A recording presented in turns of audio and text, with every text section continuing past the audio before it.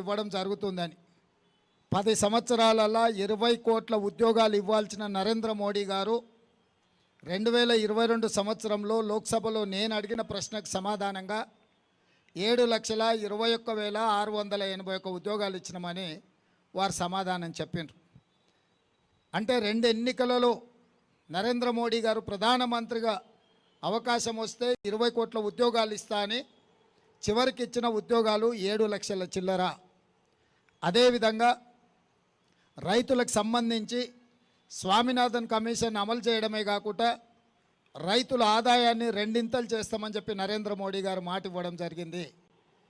కానీ చివరికి Adani, Ambani, Amazon ఒత్తిడులకు corporate కంపెనీలకు లొంగిపోయిన ఎన్డీఏ ప్రభుత్వం రైతు వ్యతిరేక 3 నల్ల చట్టాలను తీసుకొచ్చి శాశ్వతంగా రైతులను తమ భూముల్లోనే కార్పొరేట్ కంపెనీలకు బానిసలుగా కట్టబెట్టాలనే ప్రయత్నం చేస్తే లక్షలాది మంది రైతులు ఢిల్లీ సరిహద్దుల్లో 16 నెలలు వీరోచితంగా పోరాటం చేసి ప్రభుత్వం మెడలు వంచి ఆ చట్టాలు వెనక్కి తీసుకోవడమే కాదు, యావత్ రైతాంగానికి నరేంద్ర మోడీ గారు పార్లమెంట్ సాక్షిగా క్షమాపణ చెప్పాల్సిన పరిస్థితులు వచ్చినాయి. అదేవిధంగా నరేంద్ర మోడీ గారు స్విస్ బ్యాంకులో లక్షలాది కోట్ల రూపాయల నల్లధనం ఉంది. ప్రధానమంత్రి బాధ్యత చేపట్టిన 100 రోజుల్లోనే స్విస్ బ్యాంకులో ఉన్న నల్లధనాన్ని మొత్తం తీసుకొచ్చి జన్ ధన్ ఖాతాలో ప్రతి పేదవాడికి 15 లక్షల రూపాయలు ఖాతాలో వేస్తా అన్నాడు. 10 సంవత్సరాలు అయిపోయింది, 10 పైసలు కూడా ఈరోజు వరకు ఎవరి ఖాతాలో వేయలేదు. జన్ధన్ ఖాతాలు దాదాపుగా 40 కోట్లు తెరిచినామని గొప్పగా చెప్పుకునే ఎన్డీఏ ప్రభుత్వం నరేంద్ర మోడీ గారు చిల్లి గవ్వ కూడా ఏ పేదవాడి ఖాతాలో వేయకుండా ఈరోజు దేశాన్ని మోసం చేసిండ్రు. ఆనాడు 410 రూపాయలు ఉన్న సిలిండర్ ఈనాడు 1,200 రూపాయలకు ధర పెంచి ఈరోజు ప్రజల్ని మధ్యతరగతి దిగువ తరగతి పౌరులను దోసుకుంటున్నారు. ఆనాడు 55 రూపాయలు డీజిల్, 55 రూపాయలు పెట్రోల్ ఉన్నది, ఈరోజు 110 రూపాయలకు పెరిగింది. ఆ రోజు 50 రూపాయలు ఉన్న డీజిల్ ఈరోజు దాదాపుగా 100 రూపాయలకు పెరిగింది. ఆ రోజు 80 రూపాయలు ఉన్న మంచి నూనె ఈరోజు 180 రూపాయలు అయ్యింది.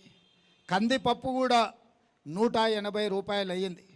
సామాన్యుడు బ్రతకలేని విధంగా నిత్యావసర వస్తువుల ధరలను విపరీతంగా పెంచిండ్రు. జిఎస్టీ పేరు మీద దోపిడీ చేయడమే కాకుండా చేనేత పరిశ్రమ నుంచి కుటీర పరిశ్రమల వరకు జిఎస్టీ పన్నులు విధించి దోపిడీకి పాల్పడుతుంది కేంద్ర ప్రభుత్వము. భక్తులము అని చెప్పుకునే భారతీయ జనతా పార్టీ చివరకు అగరబత్తీలను కూడా వదలేదు జిఎస్టీల నుంచి. వాళ్ళు నమ్మే దేవుడికి కనీసము అగరబత్తీలు పెట్టడాన్ని కూడా జిఎస్టీ నుంచి మినహాయింపు ఇవ్వలేదు. శ్రీశ్రీ గారు చెప్పినట్టు అగ్గిపెట్టే సబ్బు పిల్ల ఏది కూడా కవితకు అనర్హం కాదు, కుక్క పిల్ల కవితకు అనర్హం కాదని శ్రీశ్రీ గారు చెప్పినట్టు ఈరోజు నరేంద్ర మోడీ గారి ప్రభుత్వంలో అగ్గిపెట్టే సబ్బు బిల్ల అగరబత్తి కూడా జిఎస్టీ బారి నుంచి తప్పించుకోలేదు. చివరికి చిన్నపిల్లలు చదువుకునే రాసుకునే పెన్సిల్ రబ్బర్ మీద కూడా జిఎస్టీ పన్ను విధించి పేదలు చదువుకోని పరిస్థితులు ఈరోజు నరేంద్ర మోడీ గారి పరిపాలనలో కల్పించిండ్రు. ఇట్లా చెప్పుకుంటూ వెళ్తే ఈ ప్రభుత్వం యొక్క దోపిడీని ఎన్ని రోజులైనా చెప్పొచ్చు. ఇదే కాకుండా ఇంకొక ముఖ్యమైన అంశం నేను గుర్తు చేయదలుచుకున్నా.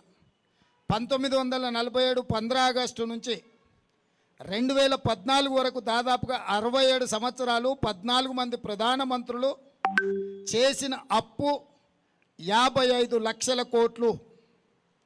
2014 నుంచి 2024 వరకు నరేంద్ర మోడీ గారు ఒక్కరే చేసిన అప్పు 113 లక్షల కోట్లు. 14 మంది ప్రధానమంత్రులు చేసిన అప్పు కంటే ఒక్క నరేంద్ర మోడీ గారే మోర్ దాన్ డబుల్, 2 అప్పులు చేసిండు. ఈరోజు దేశం మీద ఉన్న అప్పుల భారము 168 లక్షల కోట్లు. 168 లక్షల కోట్లల్లో 55 లక్షల కోట్లు 14 మంది ప్రధానమంత్రులు అప్పు చేస్తే 67 సంవత్సరాలు నరేంద్ర మోడీ గారు డబుల్ ఇంజన్ సర్కార్ ఎంత వేగంగా పరిగెత్తుతుందంటే 10 సంవత్సరాలల్లా 113 లక్షల కోట్ల రూపాయల అప్పు తీసుకొచ్చి ఈరోజు అప్పుల ఊబిలో ఈ నయా భారతాన్ని మొత్తము తాకట్టు పెట్టినరు.